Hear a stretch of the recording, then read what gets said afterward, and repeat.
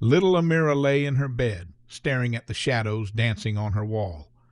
The darkness felt so big and scary. Every creak and rustle made her heart beat faster.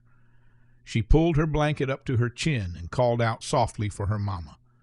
Mama came in with a warm smile and sat beside her. She gently stroked Amira's hair and said, "There's a special prayer that helps when we feel afraid. It's called Surah Al-Falaq." She explained that it means we ask Allah to protect us from all the scary things. We say, "I seek refuge in the Lord of daybreak."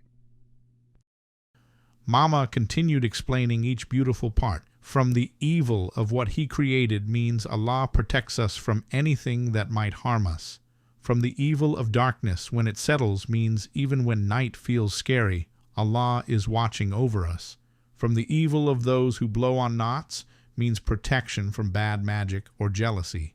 And from the evil of an envier, when he envies, means Allah keeps us safe from people who wish us harm. Amira sat up and repeated the words with her mama. Say, "I seek refuge in the Lord of daybreak, from the evil of what He created, from the evil of darkness when it settles, from the evil of those who blow on knots, from the evil of an envier when he envies."